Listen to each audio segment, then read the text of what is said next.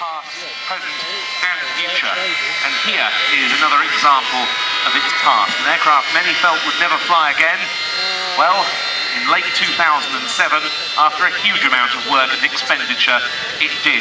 Just cast your mind back to the Cold War. Some of you in the audience may well remember the days when there stood at readiness here at Waddington and other bases phalanxes of these magnificent aeroplanes ready to go if the call came during the Cold War to respond to Soviet aggression by launching a nuclear strike.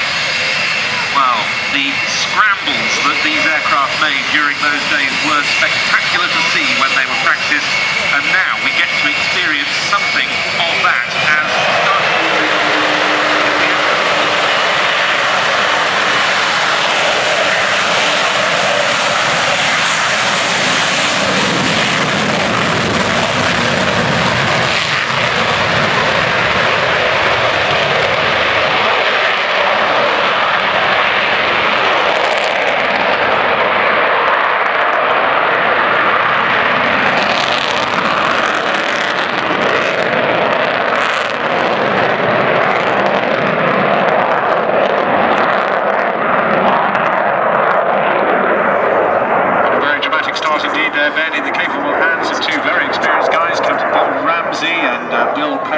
more about them later on. Each of the pilots who fly the Vulcans bringing their own little twist and style to every display.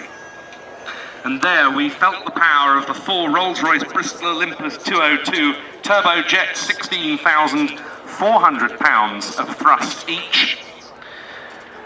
It's amazing to think that just over a decade separated the design, also by Roy Chadwick of Avro, of the Lancaster, from this, the Vulcan, which started out in prototype form as the Avro 698, first flown in 1952, and what a stir it caused. Rather like the Canberra we're going to be seeing later and the Hunter we've already seen, the Vulcan demonstrated splendid manoeuvrability. An early appearance at the Farnborough Air Show proved that. In fact, this giant aircraft was as manoeuvrable as many of the fighters of its day. One of its test pilots, Rolly Falk, even rolled a Vulcan at one of the 1950s Farnborough shows.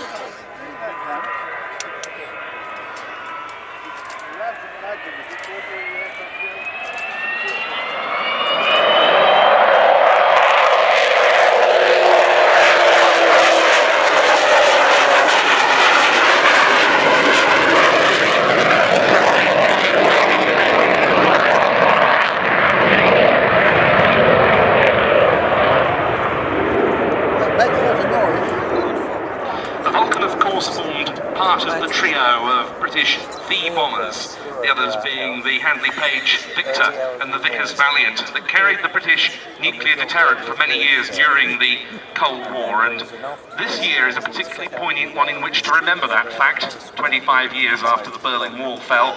And then there came the momentous events of 1989 to 1990 that spelt an end of communist regimes in Europe.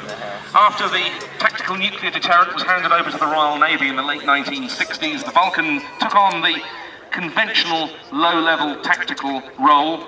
Later, including this aircraft, they were used for roles such as maritime reconnaissance and air-to-air refuelling.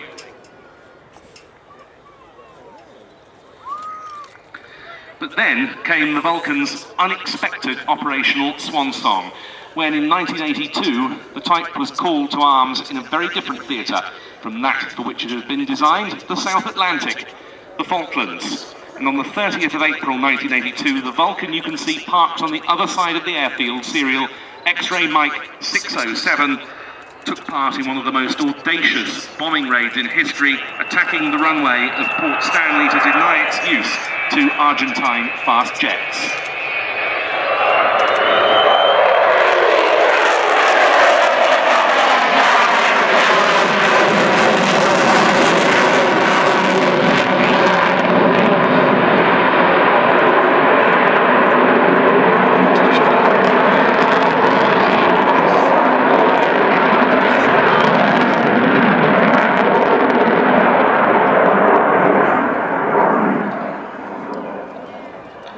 Until the first Gulf War, that raid, codenamed Black Buck 1, was the longest bombing raid in history, a round trip of some 7,760 miles. We heard from the man who flew Vulcan 607 on that sortie, Martin Withers, earlier on.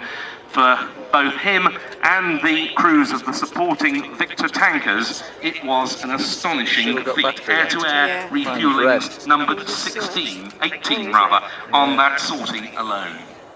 But what of XH558, the Vulcan we see here, the last flying example? It was the first Vulcan B2 to arrive in RAF service in 1960, and it served on a number of squadrons based here at RAF Waddington. It later became the final Vulcan on RAF charge as part of the Vulcan display flight, and when it was grounded and sold in 1993, many thought its flying career was over, but that was thinking without the efforts of David Walton, who bought XH558 and all its spares, and then Dr. Robert Fleming, who founded the Vulcan to the Sky Trust to put the aircraft back into British skies.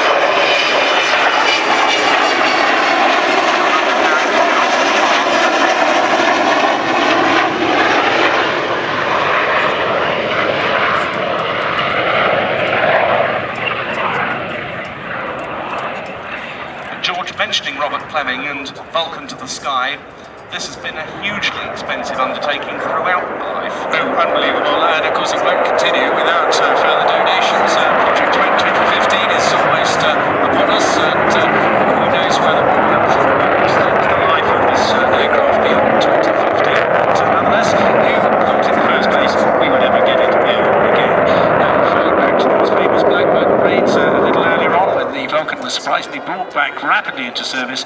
Of course, although we don't have Martin in the cockpit today alongside Bill Ramsey, we do have Bill Perrins himself, who spent 3 years on the Vulcan, including 4 blackback raids as the airborne reserve, although he never actually made it to the Falklands himself. Now, positioning now, this time the aircraft is cleaned up, but it will come out now for a good view with the Bombay Open.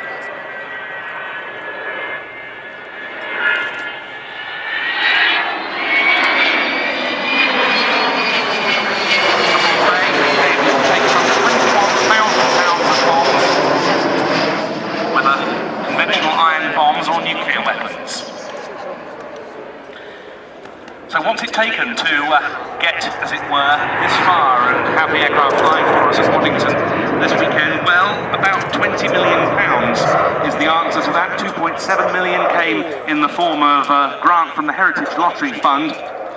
Other than that, it's been the very generous public donations, along with support from the likes of Sir Jack Hayward and Eddie Forrester of Aerobikes, along with a whole host of companies who have themselves contributed.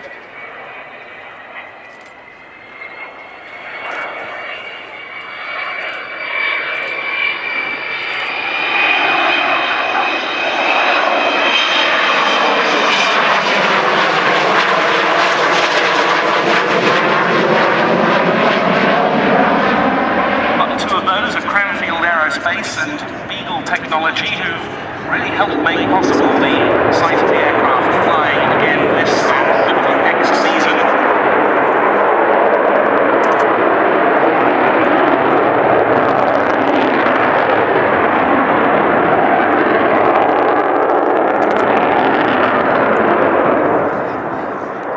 Over the winter just gone, Cranfield Aerospace carried out research into some necessary wing mods required to allow XH558 to fly on, thereby improving the fatigue life of the wings, and the engineering techniques of Beagle Technology made it happen. Other corporate supporters of the aircraft: AD Holdings, Airbus, BAE Systems, Goodrich, Kearsley Airways, Meggitt, Messier Doughty, Rolls-Royce and Circa. Here now, Bill with a big smile on his face, both Bills I suspect, but we haven't mentioned Bill Ramsey, now a full-time reservist, but the 5,000 hours, plenty of help on the dock.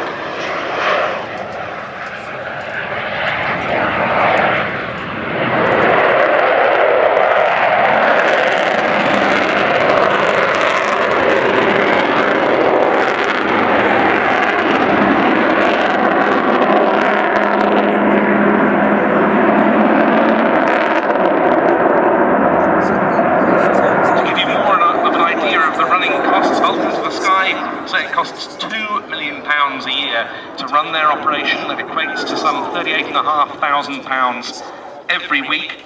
Much of that fundraising done by the over 8,000 now members of the Vulcan to the Sky Club. And they're able to see the aircraft at its current home, its very sumptuous home in a hangar at the former RAF Finningley, a Vulcan base of long-standing, now Robin Hood Airport, Doncaster, Sheffield, to give it its full title.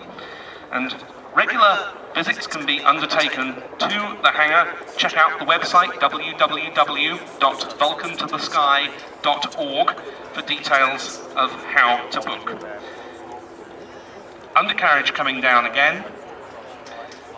And if, as I'm sure you have, you enjoyed the Vulcan's display, you can make a donation via text from your mobile right now. You just simply need to text the letters and numbers VULC 145, VULC 145, to the number 70070. The cost will be £5 plus the standard text charge on your mobile bill, and all of that £5 goes to Vulcan to the Sky and the upkeep in flying condition of the world's sole airworthy Avro Vulcan. So as she lands, just please give the crew a good cheer and a wave as they come along the runway for the last time this weekend.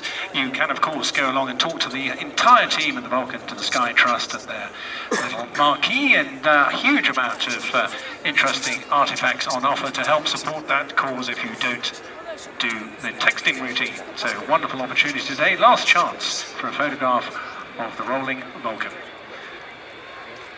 The aircraft will be taxiing back up to park at the left-hand end of the airfield once more. Our full credit goes to the crew. We mentioned Bill Ramsey, the captain, and the co-captain, Bill Perrins. The third member of the crew, the air electronics operator, was Jonathan Lazari.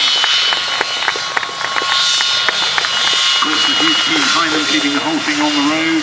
Must mention Kevin Taff-Stone is the crew chief and the chief engineer. Regards 558 very much of his own baby. He spent 25 years in the Royal Air Force and was here at Waddington for many years, including the Vulcan display flight. And we have to thank millions and millions, hundreds of people literally, who've been involved in supporting this aircraft. So right now we're going to stick with Jet again, and the Sound of Freedom continues for a little while longer yet, and we're going to introduce the Solo Turk team in the capable hands of Emrah Bahri. Welcome.